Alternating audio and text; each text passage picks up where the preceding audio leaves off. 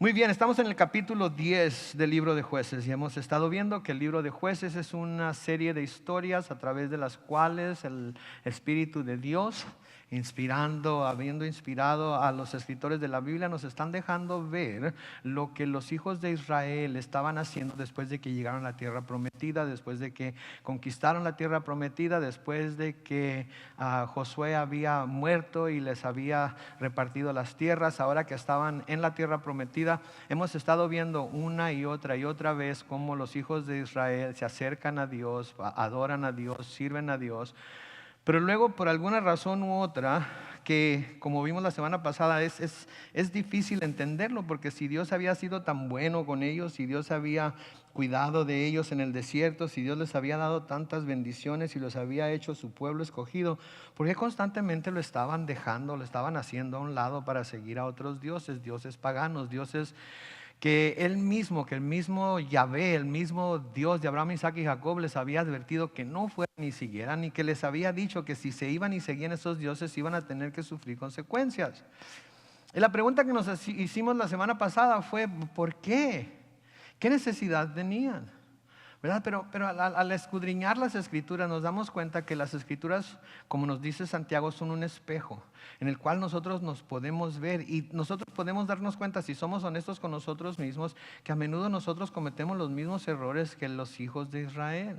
Estamos bien con el Señor por un tiempo, estamos siguiéndolo, estamos sirviéndolo, estamos yendo a la iglesia, congregándonos con los hermanos, creciendo en el conocimiento de la palabra, en el conocimiento de Dios, y luego pasan cosas o no pasan cosas. A lo mejor estamos demasiado cómodos en donde estamos y empezamos a olvidarnos del Señor, lo empezamos a hacer a un lado, dejamos de hacer las cosas que nos estaban acercando más a Él, y luego tiene que venir alguna calamidad para que nos demos cuenta de cuánto necesitamos a Dios, y luego clamamos a Dios y nos arrepentimos o decimos que nos arrepentimos.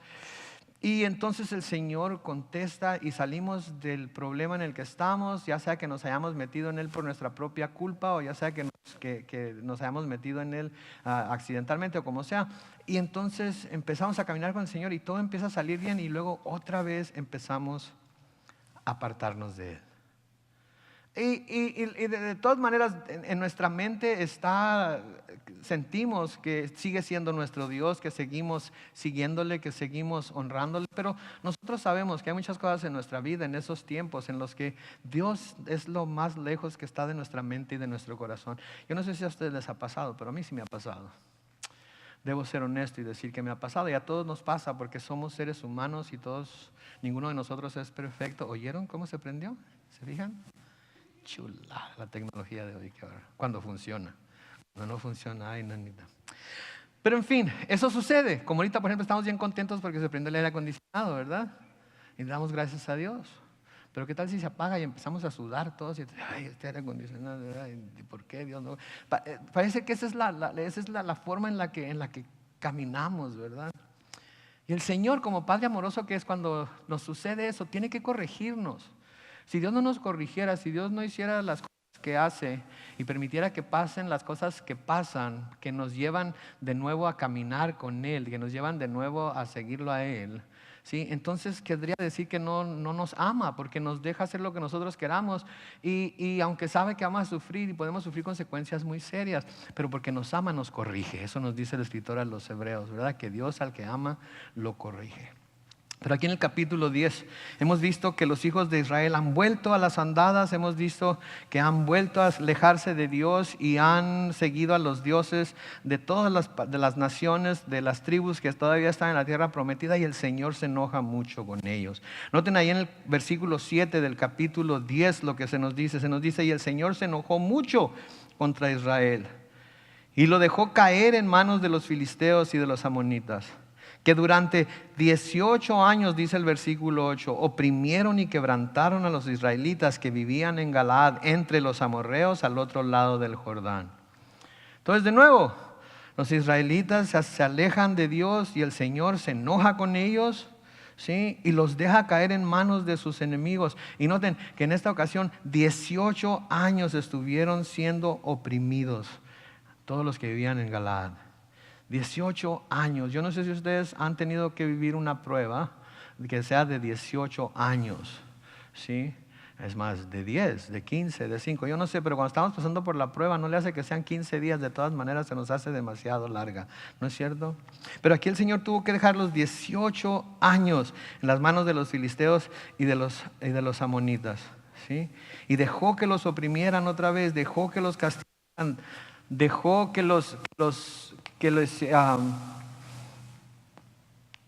¿Están oyendo el micrófono? ¿Está alguien ahí que pueda trabajar con el micrófono o se me desaparecieron todos?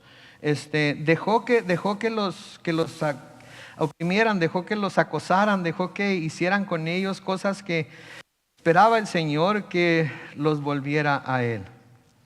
En el versículo 10 leemos lo siguiente: entonces los israelitas clamaron al Señor y le dijeron. Es importante que veamos lo que le dijeron, ¿ok? Porque va a tener significado para nosotros más adelante. Noten, le dijeron: reconocemos que te hemos ofendido y que nos hemos apartado de ti, que eres nuestro Dios, por servir a los Baales. Una vez más, los israelitas reconocen que lo que han hecho era una ofensa para Dios. Reconocen que lo que habían hecho era pecado, reconocen que lo que habían hecho era malo, ¿sí? Pero el reconocer que sea pecado no quiere decir que se esté arrepentido de haberlo hecho. ¿Escucharon eso? El reconocer que sea pecado, el reconocer que se ha hecho algo malo, no quiere decir necesariamente que la persona, esté arrepentido de haberlo hecho. Porque alguien puede sentirse muy mal por lo malo que ha hecho, ¿sí? Pero al menos que la persona esté dispuesta a dar un giro en su vida de 180 grados y caminar en su vida en dirección opuesta a la que iba, en dirección contraria a la que iba, en la que estaba yendo, aún no ha llegado al arrepentimiento. Porque esa es una de las señales del verdadero arrepentimiento. Que la persona que reconoce que está pecando, la persona que reconoce que su vida no está honrando a Dios, que reconoce que su vida de hecho está ofendiendo a Dios y se arrepiente en realidad, no solamente se va a sentir mal de lo que está haciendo, sino que va a dejar de hacer lo que está haciendo y va a hacer completamente lo contrario a lo que estaba haciendo. Sí me explico. No puede quedarse nada más ahí todo triste, todo agüitado porque estoy pecando y todo eso, pero no hay nada que pueda hacer. Esto es lo que me gusta hacer, o esta es mi naturaleza, o esta es mi debilidad, o de esta pata cojeo, de esa tela fui cortado, o así me hicieron mis papás, o mi mamá tiene la culpa porque fue muy dura conmigo, o mi papá tiene la culpa porque no estuvo suficiente tiempo en la casa. No, tiene que decir, ok, he pecado y sé que esto es pecado, sé que esto está mal, pero estoy arrepentido de ello. Me siento tan mal que estoy arrepentido de ello. Y lo que voy a hacer para poder mostrar que ese arrepentimiento es genuino, que ese arrepentimiento es real, lo que voy a hacer es que voy a dar un giro de 180 grados sobre mi propio eje y voy a empezar a caminar en dirección contraria a la que estoy caminando, porque sé que si sigo en este camino voy a seguir ofendiendo a Dios y voy a seguir haciendo lo que estoy haciendo. Así es que voy a tomar todas las precauciones necesarias, aunque tenga que irme en dirección opuesta a donde estoy ahorita, para no seguir pecando contra Dios. ¿Saben que el clamor de los israelitas aquí para Dios parecía sincero? Pero vamos a ver más adelante que por la forma en la que Dios le responde a ese clamor parece indicar que ellos no estaban completamente arrepentidos de lo que habían hecho.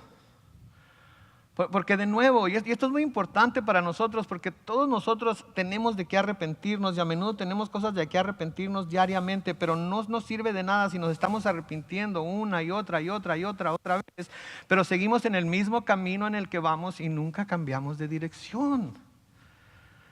¿Se acuerdan de aquella vieja canción mexicana, verdad? Tropecé de nuevo, ¿y con qué? Con la misma piedra. Bueno, pero que no pueden quitar la piedra del camino para no volver a tropezar con esa piedra. O si no pueden quitarla, entonces hay que tomar otro camino, un camino diferente, ¿no es cierto?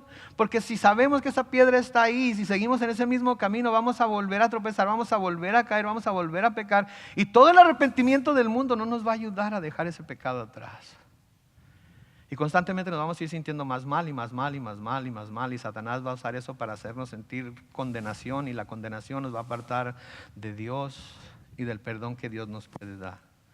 Entonces, de nuevo, uno puede clamar al Señor, pero en realidad lo que busca al clamar al Señor es que las circunstancias cambien, porque ya no las soporta uno.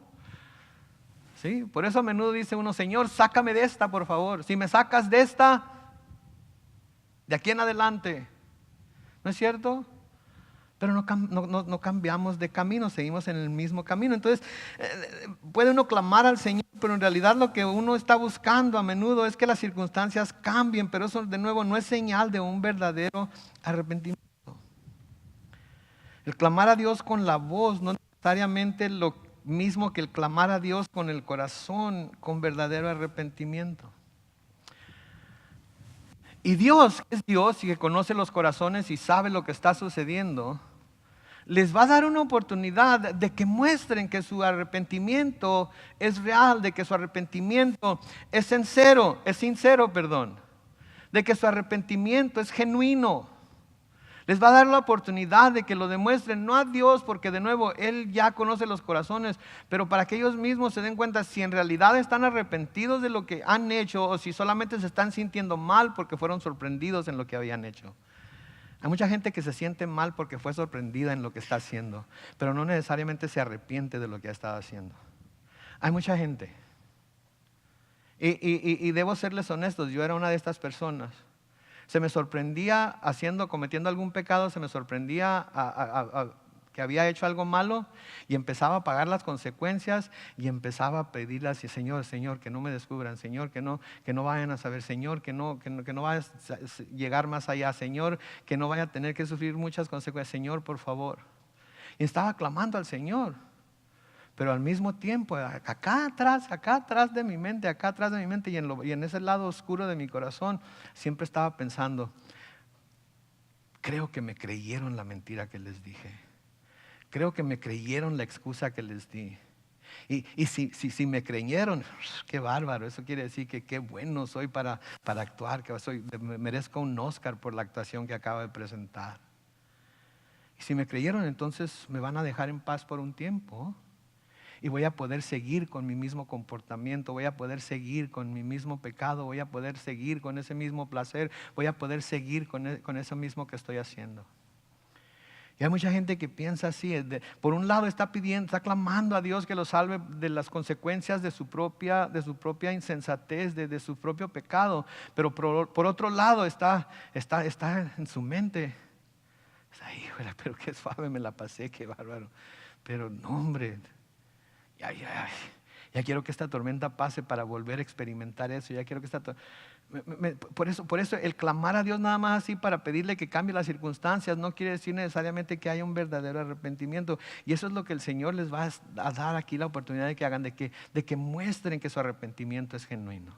Noten en el versículo 11, dice, y el Señor le respondió. Y noten que le responde con preguntas. Les dice, ¿no es verdad que ustedes han sido oprimidos por los egipcios, los amorreos, los amonitas, los filisteos, los sidonios, los amalecitas, los maonitas, pero que cuando han clamado a mí, yo los he librado de ellos? Entonces, no es cierto, ¿estoy mintiendo o es cierto? Esto ha sido su experiencia, en que todos estos pueblos los han oprimido, pero cuando ustedes han clamado a mí, yo los he librado. Claro que la respuesta es sí, lo hemos estado viendo a través de todo nuestro estudio, ¿verdad? Pero luego noten el versículo 13, pero ustedes, a pesar de todo ello, me han abandonado por ir a servir a otros dioses. Por eso no volveré a salvarlos. Noten a Dios aquí. Ok. Están clamando ellos. Y luego Dios va con ellos y los confronta. Les dice, no es cierto que los han oprimido todos estos pueblos, pero que cuando ustedes clamaron a mí yo los libré. ¿No es cierto eso? Obviamente la respuesta era sí. Pero luego Dios mismo, por si acaso ellos no se acuerdan, por si acaso ellos se sienten agüitados y no quieren decir nada, por si acaso ellos piensan que al quedarse callados Dios va a dejarlos en paz. A veces pensamos que si nos quedamos callados y no decimos nada, la tormenta va a pasar por encima de nosotros y vamos a poder librarla, ¿no es cierto? No digas nada, ¿verdad? Es como cuando arrestan a alguien aquí en Estados Unidos y le dicen que tiene el derecho de permanecer callado porque todo lo que diga puede y va a ser usado en su contra, ¿verdad? A menudo cuando Dios se dirige a nosotros, ¿verdad? Sentimos, si digo que sí, entonces me voy a meter en broncas porque va a decir que ya sabía. Si digo que no, entonces me voy a meter en broncas porque va a decir, deberías de haber sabido. Y si estuvieras leyendo la palabra y teniendo un tiempo devocional conmigo todos los días y en una oración, sabrías que lo que estás haciendo está mal. Entonces, mejor nos quedamos callados y pensamos que si nos quedamos callados, todo va a pasar. Pero Dios nos los deja en paz. Miren lo que dice aquí en el versículo 13. Pero ustedes me han abandonado por ir a servir a otros dioses. Por eso no volveré a salvarlos. Y luego noten el versículo 14. Me encanta el versículo 14, aunque también me da miedo el versículo 14. Noten, vayan y pidan la ayuda de esos dioses que han elegido. Que sean ellos quien los libren de todas sus aflicciones. ¿Sabían la respuesta de Dios aquí? La respuesta de Dios a este pueblo rebelde, a este pueblo que no tiene ninguna razón por ir a servir a otros dioses, porque el Dios al que sirve es un Dios bueno, es un Dios justo, es un Dios santo, es un Dios misericordioso. ¿Saben qué? Es más, yo no los voy a ayudar esta vez. Vayan y pídanle ayuda a esos dioses que han elegido. Que ellos los saquen de sus problemas. Esto me recuerda a mi mamá. Cuando andaba con amigos que no me convenían y ella me decía que te vas a meter en problemas por andar con esos amigos, y si te metes en problemas por andar con esos amigos, ¿sabes qué? Que ellos te saquen del problema, porque yo no te voy a sacar. Y cuando me metí en problemas, ¿qué creen que hacía mi mamá? Iba y me sacaba, porque es mi mamá y me ama. Ahora mi papá era otra cosa. Mi papá sí llegó a dejarme en la cárcel un par de noches para que supiera lo que se sintiera. Pero mi mamá, calle boca para el lengua, mi mamá, qué bárbaro, hacía lo que fuera por sus hijos. Pero noten, les dice, vayan y pídanle ayuda a esos dioses que han decidido seguir, que sean ellos quienes los libren de todas sus... Mis hermanos, eso debe darnos temor a nosotros, ¿ok?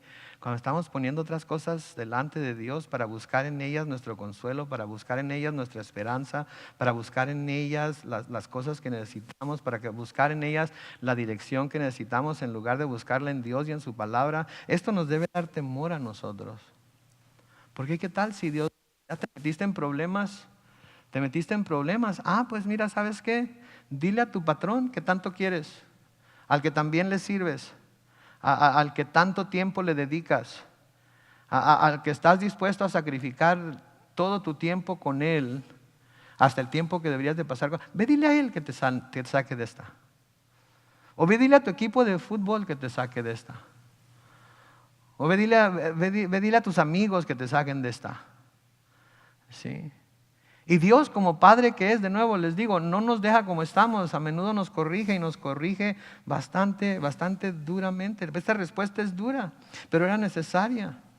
Y esta respuesta estaba diseñada para producir en los israelitas no solo el deseo de ser liberados de sus opresores, sino para producir en ellos también la habilidad para dar ese giro de 180 grados y dejar a los dioses ajenos y volverse al Dios verdadero. Para eso fue que el Señor hizo esta pregunta. Porque quería que ellos llegaran a la conclusión de que esos dioses no eran dioses en realidad. De que esos dioses no iban a poder salvarlos, no iban a poder sacarlos del problema en el que estaban. De que esos dioses eran dioses nada más porque alguien había dicho que eran dioses, pero no tenían ningún poder sobre nada ni sobre nadie. Y Dios lo que quiere es que su arrepentimiento, su clamor se vuelva en verdadero arrepentimiento y dejen lo que están haciendo para Él poder empezar a intervenir una vez que ellos dejan ese camino en el que van. Noten la respuesta de ellos a lo que Dios les dijo en el versículo 15. Y los israelitas les respondieron: sí, Señor, reconocemos que te hemos ofendido. Haz con nosotros lo que te parezca mejor. Solo te rogamos que nos salves esta vez. Noten primero aquí lo que dicen los israelitas. Reconocemos. Están de acuerdo con lo que Dios está diciendo. Están de acuerdo con lo que Dios de lo que Dios los está acusando. Sí, Señor, reconocemos que te hemos ofendido. ¿Saben que el primer paso para llegar al verdadero arrepentimiento es estar de acuerdo con Dios en que lo que nosotros estamos haciendo, la vida que estamos viviendo, es pecado en contra de Él? Si es que es lo que estamos haciendo. Que lo que estamos haciendo que está mal, lo está ofendiendo, es una ofensa para Él. Y tenemos que reconocerlo primero y no poner excusas de por qué lo hicimos o por qué lo estamos haciendo o quién tiene la culpa de por qué somos como somos, etcétera. Simplemente tenemos que decir, sí, Señor, reconozco que te he ofendido. Ahora, haz conmigo lo que quieras hacer. Pero por favor, sálvame esta vez. Sí, porque no se trata de justificarnos delante de Dios. Ninguno de nosotros podemos justificarnos delante de Dios.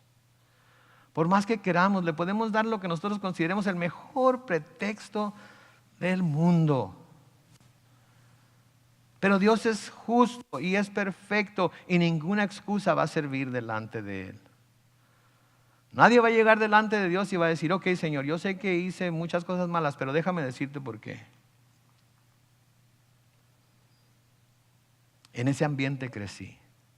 Eso fue lo que aprendí de mis padres. Mis hijos eran muy desobedientes o eran muy groseros y irrespetuosos. Y por eso era como era. Es que yo nunca tuve una oportunidad, nunca me dieron una oportunidad. Si me hubieran dado una oportunidad, ¿sí? No, si empezamos con excusas, entonces Dios no va a poder hacer nada. Sí, porque el verdadero arrepentimiento comienza con la persona estando de acuerdo con Dios de que lo que está haciendo es pecado en contra de Él, en contra de Dios. Y no se trata de justificar, no se le da un nombre diferente al pecado para que no parezca tan malo. Se llama lo que es, se llama pecado. Tenemos algunos ejemplos en la palabra que nos hablan. Los podemos tomar como ejemplos de lo que es el verdadero arrepentimiento. Y uno de los mejores ejemplos del verdadero arrepentimiento lo encontramos en el rey David. ¿Se acuerdan del rey David? ¿Se acuerdan del rey David? El rey más grande que haya tenido el pueblo de Israel. El que en algunas formas era una imagen de lo que iba a ser Jesucristo. El escogido de Dios. Todos lo tenemos por héroe, ¿verdad? Pero David fue también adúltero, David fue asesino, David fue ladrón, David fue mentiroso. Me deberían de haber puesto David a mí. Sin embargo, Dios lo escogió y Dios le mostró su gracia. Y Dios le mostró su misericordia. Pero ¿saben por qué? Porque David tenía un corazón conforme al corazón de Dios. Él era un hombre conforme al corazón de Dios. Y sabía que uno de los atributos más hermosos y más grandes que Dios tenía y que hace brillar, por así decirlo, sobre el hombre es su misericordia. Pero solamente para aquellos que están dispuestos a humillarse delante de Él y decir como David, Señor, contra ti solo he pecado.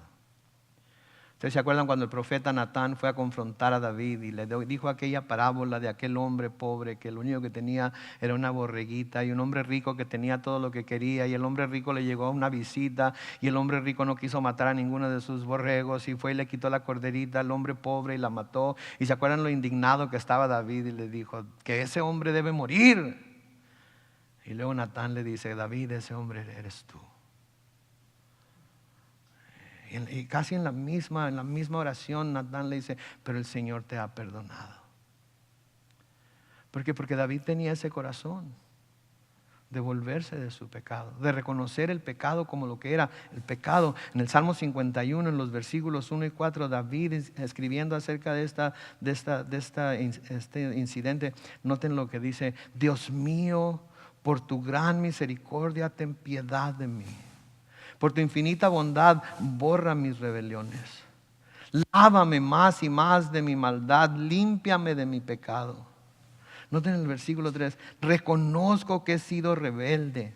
Mi pecado está siempre ante mis ojos. Contra ti y solo contra ti he pecado. Ante tus ojos he hecho lo malo. Eso justifica plenamente tu sentencia y demuestra que tu juicio es impecable. David está reconociendo que pecó contra Dios, que había ofendido a Dios con las cosas que había hecho, que iba en contra de lo que Dios decía en su palabra, que había quebrantado la ley de Dios, que había ofendido al Dios que tantas bendiciones le había dado, que lo había hecho rey, no porque él fuera alguien especial, sino simplemente porque Dios decidió escogerlo a él. Y cuando es confrontado con su pecado, no trata de justificarlo, no dice, pues ella para qué se anda bañando desnuda ahí enfrente de todo mundo. Pues ella, ¿para qué fue a mi casa cuando la mandé llamar? Como mujer casada que era, debió haberse quedado en su casa. Pues ella, ¿por qué no pataleó y arruñó y se defendió? Ella. No, reconoció su pecado. Reconoció que él era el que había ofendido a Dios. Reconoció que él era el que había faltado. Y ese es el primer paso. En tener un verdadero arrepentimiento, reconocer que la culpa es mía, no como Adán y Eva. Cuando el Señor va al huerto y habla con Adán y Eva habían comido el fruto, cuando va con Adán y le dice, pero ¿qué has hecho comiendo del fruto que te dije que no comieras? ¿Se acuerdan lo que dijo Adán? La mujer que me diste. Y luego le dice a Eva, pero ¿qué has hecho? ¿Se acuerdan lo que dijo Eva? La serpiente. En realidad lo que estaban diciendo era que Dios tuvo la culpa. Porque Eva estaba diciendo, si no hubieras hecho esa serpiente, yo no hubiera pecado. Y Adán estaba diciendo, si no me hubieras dado a esta mujer, yo no hubiera pecado. Y saben que mientras estemos aventándole la bolita a otra persona, mientras no estemos reconociendo nuestro pecado, nuestra ofensa, nuestra maldad, nuestros defectos, no estamos dando ese verdadero paso de arrepentimiento. Tenemos primeramente que reconocer nuestro pecado. Otro ejemplo del verdadero arrepentimiento, y este lo van a tener que buscar en su Biblia, lo encontramos en Daniel capítulo 9. Daniel capítulo 9, en los versículos 1 al 11, escuchen o lean conmigo si traen su Biblia y ya lo encontraron, lo que Daniel dice aquí. Daniel capítulo 9, versículo 1 dice, Darío, hijo de Asuero, que era de la nación de los Medos, llegó a ser rey de los caldeos en el primer año de su reinado. Yo, Daniel, noten, logré entender en los escritos el número de años que el Señor había anunciado al profeta Jeremías, la desolación de Jerusalén habría de durar 70 años. Noten primeramente aquí que Daniel está leyendo, ¿qué? La palabra, está leyendo el libro del profeta Jeremías. Y leyó lo que había dicho Dios a través de Jeremías, de que el pueblo de Israel iba a durar exiliado en Babilonia 70 años. En el versículo 3 de Daniel 9 sigue diciendo, volví entonces mi rostro a mi Dios y Señor para pedir su ayuda, noten, con oración y ruego. Me puse a ayunar y me cubrí de cilicio y de ceniza. Y esta fue mi oración al Señor mi Dios, esta fue mi confesión. Lean conmigo, dice, Señor, Dios grande y digno de ser temido, que cumples tu pacto y tu misericordia con los que te aman y cumplen tus mandamientos. Noten en el versículo 5, hemos pecado, hemos hecho lo malo, hemos sido impíos y rebeldes, nos hemos apartado de tus leyes y mandamientos, no obedecimos a tus siervos los profetas que en tu nombre hablaron a nuestros reyes, a nuestros príncipes y a nuestros padres y a todo el pueblo de la tierra. Tuya, Señor, es la justicia y nuestra es la vergüenza, vergüenza que hoy llevan todos en Judá, todos los habitantes de Jerusalén, todo israelita cercano y lejano, todos los que por rebelarse contra ti viven ahora en los países a donde los echaste. Señor, nuestra es la vergüenza y de nuestros padres, príncipes y reyes, porque todos hemos pecado contra ti. Pero tú, Señor y Dios nuestro, eres un Dios misericordioso que sabe perdonar a pesar de que nos hemos rebelado contra ti y no hemos obedecido tu voz, no hemos obedecido las leyes que tú, Señor y Dios nuestro, nos propusiste por medio de tus siervos los profetas. Todo Israel ha transgredido tu ley, se apartó de ti para no obedecerte. Por eso nos han sobrevenido la maldición y el juramento escritos en la ley de Moisés tu siervo, porque contra ti hemos pecado. ¿Se veía en el corazón de Daniel aquí? Leyó la palabra, Se dio cuenta de lo que Dios había hablado por medio de Jeremías. Entendió lo que Dios había hablado por medio de Jeremías. Entendió que el pueblo de Israel otra vez había pecado contra Dios, se había apartado de Dios, y que tal y como Dios lo había prometido, los echó de la tierra y los mandó exiliados a Babilonia. Y noten que cuando Daniel se pone a orar, no dice: fue culpa de nuestros padres, ellos no nos enseñaron tus leyes, ellos no nos mantuvieron caminando en tus caminos, ellos fueron los que se desbalagaron. Nosotros como hijos, ¿qué íbamos a hacer? Nosotros como jóvenes, ¿qué íbamos a hacer? Si nuestros padres estaban haciendo todo eso, ¿qué esperaban que nosotros hiciéramos? No, Él se cuenta juntamente con aquellos que habían pecado. Él se cuenta juntamente con aquellos que se habían rebelado. Porque el pecado es mío, no es de mis padres, no es de mis hijos, no es de mi cónyuge, es mío. Yo soy el malo, yo soy el pecador, yo soy el culpable. Y cuando el verdadero arrepentimiento llega, admito mi responsabilidad, tomo mi responsabilidad y voy delante de Dios y le digo: Señor, contra ti solo he pecado. Haz de mí lo que quieras, porque tú eres justo. Entonces tiene que haber esa confesión. Tiene que haber esa sinceridad en decir: ok, es mi culpa, lo entiendo, ahora lo entiendo, es mi culpa. Yo causé que todo esto viniera sobre mí. No se trata de mis experiencias, no se trata de las personas a mi alrededor, se trata de que yo hice el mal en contra de ti. Pero no basta con eso.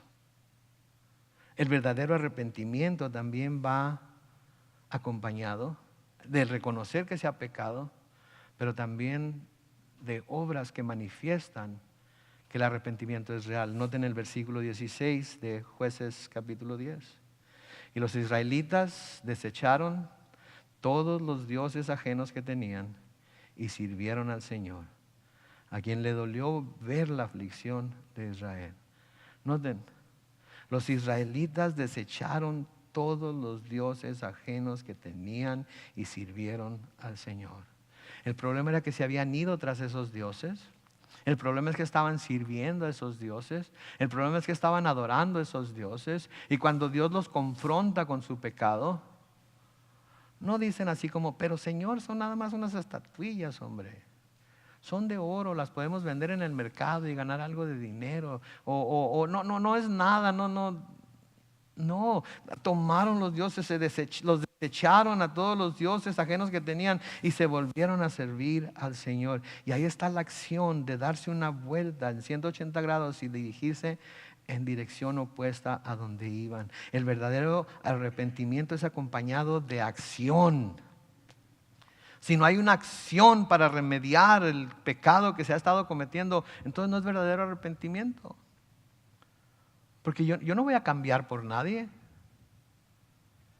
Si yo siento que no estoy haciendo nada malo, yo no voy a cambiar. Que cambien ellos.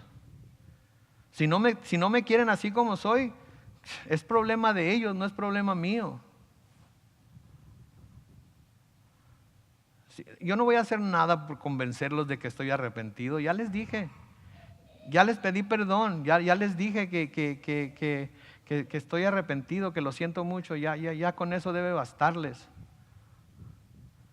Yo no voy a cambiar por nadie, porque así nací, así crecí, y árbol que nace chueco.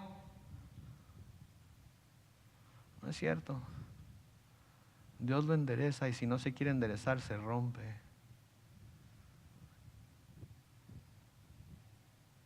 Pero va acompañado entonces al arrepentimiento de ciertas acciones que se deben tomar. Se dejan las cosas que se estaban haciendo y se hacen las cosas que se sabe agradan a Dios por agradecimiento a que Él haya mostrado una vez más su misericordia hacia uno. ¿Sí? Pudiera habernos aplastado como la cucaracha que somos, ¿no es cierto? En cuanto pecamos, en cuanto le fallamos, en cuanto hacemos algo que va en contra de su ley, podría aplastarnos en un momento, mandar un rayo que nos parta, pero no lo hace, ¿no es cierto? La prueba de eso es que algunos de nosotros aquí estamos todavía. Y ya desde cuándo debió haber acabado con nosotros, pero aquí estamos. ¿Por qué? Porque nos está dando la oportunidad de que haya un verdadero arrepentimiento, de que haya una verdadera vuelta hacia Él. Tenemos ejemplos también de gente que ha hecho precisamente esto en la palabra de Dios, en Lucas capítulo 3, comenzando con el versículo 7. Lucas capítulo 3, comenzando con el versículo 7. Noten lo que dice ahí. A las multitudes que acudían para ser bautizadas, Juan les decía, estamos hablando de Juan el Bautista: generación de víboras, ¿quién les enseñó a huir de la ira venidera? No, noten el versículo 8, importante. Produzcan frutos dignos de arrepentimiento y no comiencen a decirse, tenemos a Abraham por padre, porque los judíos creían que eso era una gran cosa, ser los hijos de Abraham. Porque yo les digo que aún de estas piedras Dios puede levantar hijos a Abraham.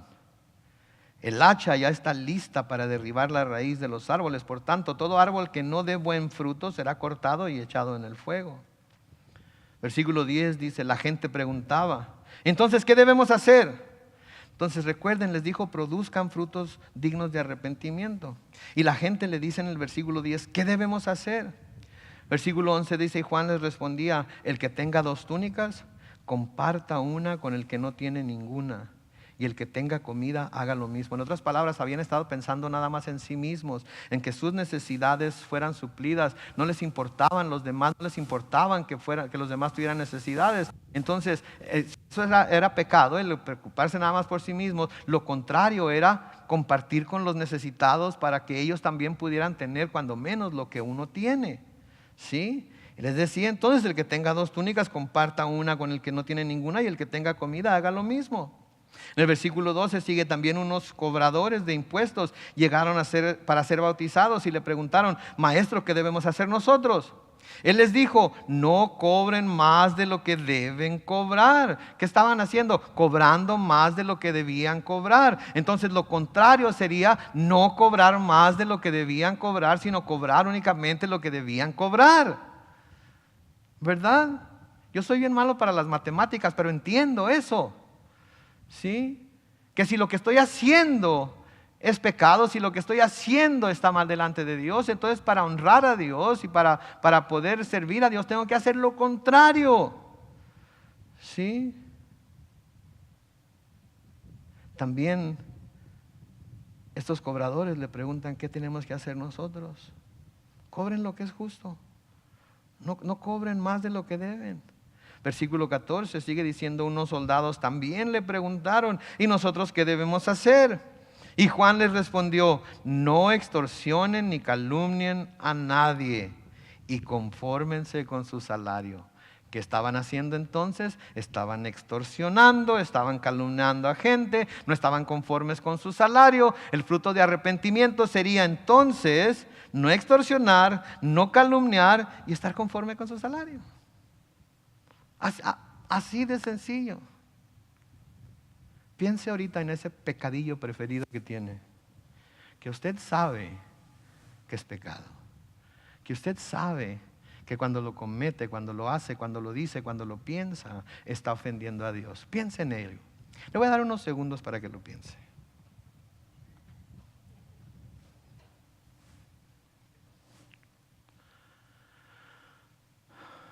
La siguiente pregunta es, ¿se arrepiente de ese pecado?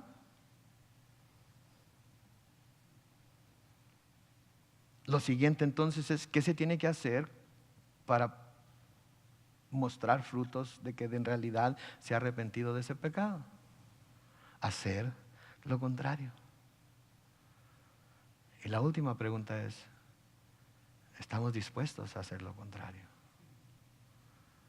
Porque si estamos dispuestos a hacer lo contrario, entonces vamos a recibir el perdón de Dios abundantemente. Vamos a recibir la gracia de Dios abundantemente. Y vamos a caminar por un camino diferente al que íbamos para no volver a caer en ese pecado. Sí. ¿Se acuerdan del hijo pródigo?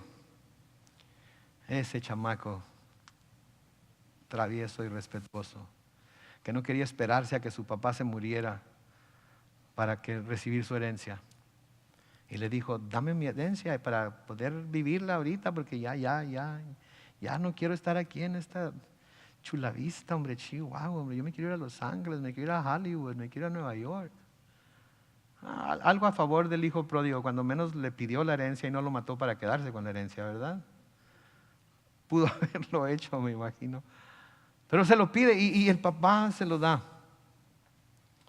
Pero el hijo pródigo se acaba toda la herencia y llega el momento en el que está cuidando cerdos y está mirando lo que los cerdos están comiendo y se le hacían tan ricos. Miraba lo que estaban comiendo los cerdos y parecían chuletas de cordero, ¿verdad? Le han de haber parecido costillas de cordero en barbecue. Dice que quería saciarse con lo que estaban comiendo los cerdos. Pero en Lucas capítulo 15, comenzando con el versículo 17, estando él en esa situación, se nos dice que finalmente recapacitó y dijo, ¿cuántos jornaleros en la casa de mi padre tienen pan en abundancia? Y yo aquí me estoy muriendo de hambre. Pero voy a levantarme, ¿sí? Voy a levantarme e iré con mi padre y le diré, Padre, he pecado contra el cielo y contra ti. Ahí está primeramente el reconocer que lo que había hecho era pecado. He pecado contra el cielo y contra ti. Versículo 19, y no soy justo de ser llamado tu hijo, hazme como a uno de tus jornaleros. Ahí está la acción. ¿Sabes qué? No soy digno de ser tu hijo, hazme uno de tus trabajadores. Estoy dispuesto a hacer lo que me pongas a hacer. Estoy dispuesto a hacer lo que tenga que hacer para mostrarte lo arrepentido que estoy. Versículo 20, y así se levantó y regresó con su padre. Todavía estaba lejos cuando su padre lo vio y tuvo compasión de él. Corrió entonces, se echó sobre su cuello y lo besó. Y el hijo le dijo, Padre, he pecado contra el cielo y contra ti, y no soy digno de ser llamado tu hijo. Pero el padre les dijo a sus siervos, traigan la mejor ropa y vístanlo, pónganle también un anillo en su mano y calcen sus pies.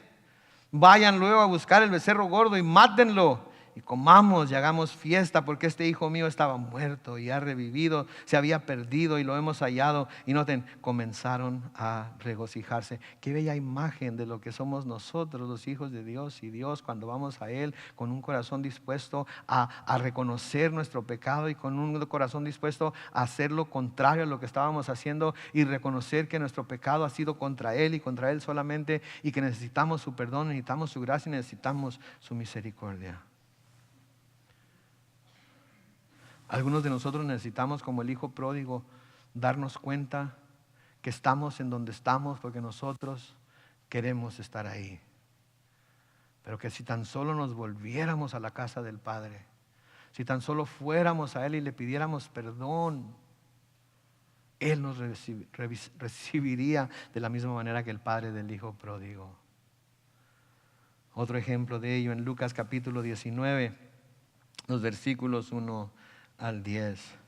Dice, Jesús entró en Jericó y comenzó a cruzar la ciudad. Mientras caminaba, un hombre rico llamado Zaqueo, que era jefe de los cobradores de impuestos, trataba de ver quién era Jesús, pero por causa de la multitud no podía hacerlo, pues era de baja estatura. Pero rápidamente se adelantó para verlo y se trepó a un árbol, pues Jesús iba a pasar por ahí. Y cuando Jesús llegó a ese lugar, levantó la vista y le dijo, Zaqueo, apúrate y baja de ahí, porque hoy tengo que pasar la noche en tu casa. Zaqueo, dice el versículo 6, bajó deprisa y con mucho gusto recibió a Jesús. Noten, Jesús le habla, él responde, va deprisa a su casa y con mucho gusto recibe a Jesús. Todos, dice el versículo 7, al ver esto murmuraban, pues decían que Jesús había entrado en la casa de un pecador. ¿Era cierto? Sí, era cierto. Pero él invitó a Zaqueo a que lo recibiera, y Zaqueo lo recibió. Y me imagino que el Señor Jesús, como lo hacía normalmente cuando iba a la casa de alguien, se sentó a la mesa y empezó a hablar acerca de las buenas nuevas. Empezó a predicar el evangelio. Y esto tocó el corazón de Zaqueo, porque noten en el versículo 8 y siguientes. Pero Zaqueo se puso de pie y le dijo al Señor, Señor, voy a dar ahora mismo No mañana cuando abra en el banco, no dentro de una semana cuando tenga la oportunidad de calcular cuánto es, si me conviene darlo o no. No, voy a dar ahora mismo la mitad de mis bienes a los pobres. Y si en algo he defraudado a alguien, le devolveré 4 veces más de lo defraudado. ¿Se vieron ustedes? Ese es arrepentimiento. Ay, voy a poner a pensar, a ver, ¿a cuántos les tengo que devolver cuánto? No, desde ahorita estoy decidiendo por lo que acabo de escuchar, porque soy un pecador, porque sé que he pecado. Estoy dispuesto a dar la mitad de todo lo que tengo. Ahorita mismo voy a repartir entre los pobres. Y si he defraudado a alguien, le voy a devolver 4 veces más de lo que los defraudé. Luego noten el Señor Jesús lo que dice en el versículo 9 y siguientes. Jesús le dijo: hoy ha llegado la salvación a esta casa, pues este hombre también es hijo de Abraham, porque el Hijo del Hombre vino a buscar y salvar lo que se había perdido. ¿Se veían ustedes? ¿Se dan cuenta? Así como los israelitas, estos ejemplos que les he dado, ¿sí?, han reconocido su pecado y han dejado de hacer lo que estaban haciendo y empiezan a hacer lo contrario a lo que estaban haciendo. Ese es el verdadero arrepentimiento. Hay mucha gente que llora, derrama lágrimas, lo siente mucho, pero se levanta y sigue viviendo la misma vida que había estado viviendo hasta ese momento. Lo único que quería era que las circunstancias cambiaran. Lo único que quería era saber que tiene en su mente, en su corazón, el boleto para el cielo en la cartera y que ya la hizo. Me tocó ver en una cruzada evangelística una vez un predicador predicar el evangelio. Y cuando terminó, hizo el llamado al altar. Un hombre de allá, desde mero atrás, pasó llorando, clamando, pidiendo perdón. Metió la mano a la bolsa y sacó una bolsa de marihuana.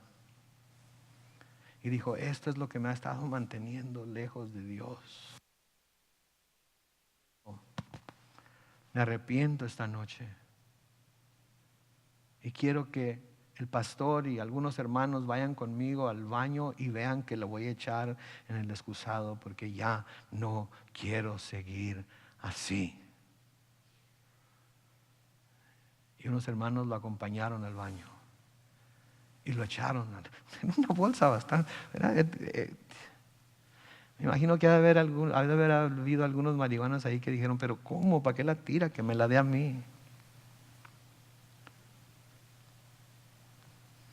Pero sabe que hay gente que llora y clama y se acerca al altar y sabe que ahí trae en la bolsa lo que lo está haciendo pecar. Sabe que ya tiene una cita hecha con alguien que no es su esposa. Sabe que ya tiene planes hechos con amigos que van a ir a cometer algún crimen. Y lloran, pero salen y van y hacen lo que tenían planeado hacer. Eso no es arrepentimiento. Va acompañado de acción. El versículo 16 de nuevo dice: y los israelitas desecharon todos los dioses ajenos que tenían y sirvieron al Señor.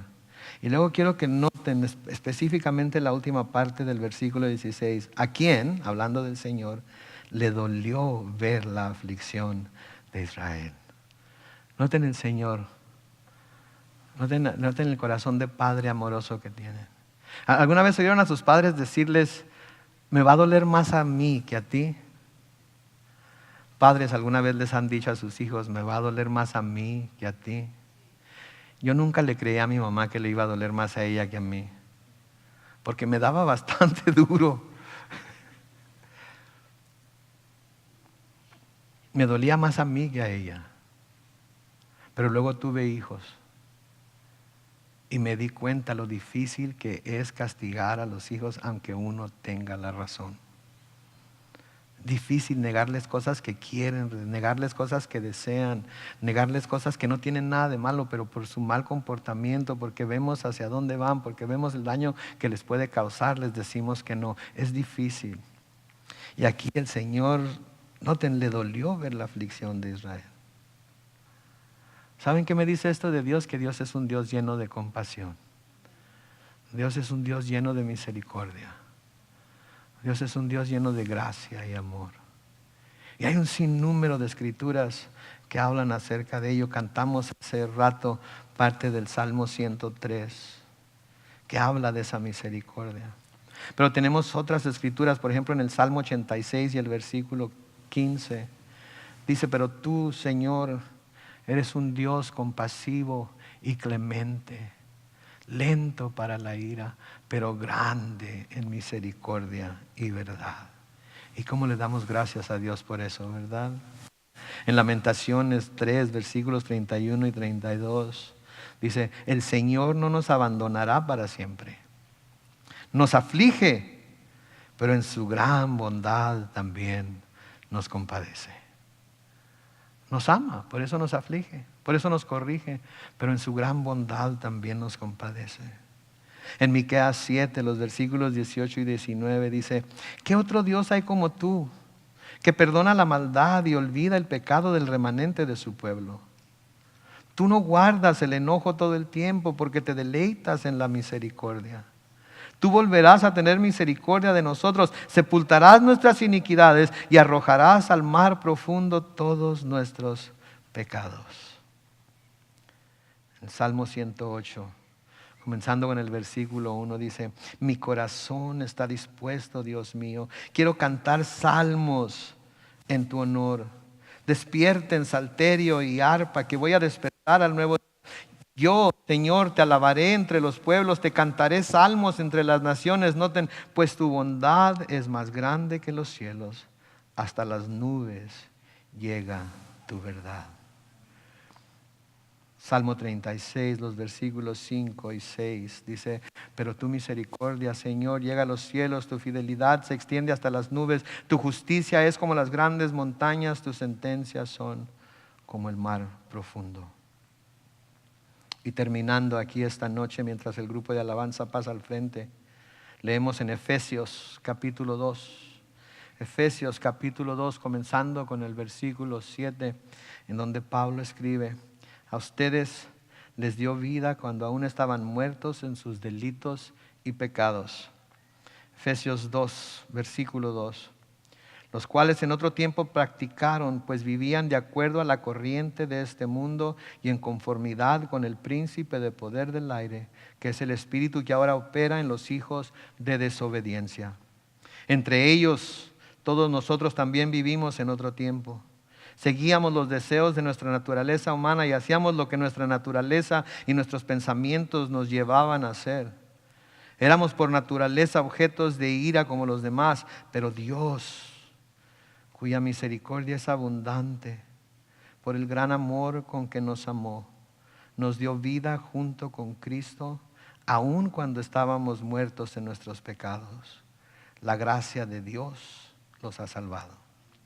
Y también junto con Él nos resucitó y asimismo nos sentó al lado de Cristo Jesús en los lugares celestiales, para mostrar en los tiempos venideros las abundantes riquezas de su gracia y su bondad para con nosotros en Cristo Jesús. ¿Por qué lo hizo? Por el gran amor con que nos amó, por su misericordia, por su bondad. ¿Saben qué, mis hermanos y amigos? Estas son las buenas nuevas del Evangelio. A menudo le decimos a la gente todas las razones por las que Dios los va a enviar al infierno, ¿verdad? Tenemos que hablar a la gente de la razón por la cual no tienen que ir al infierno, que es Jesucristo. Es por su amor, por su gracia, por su misericordia. Amén. Oremos.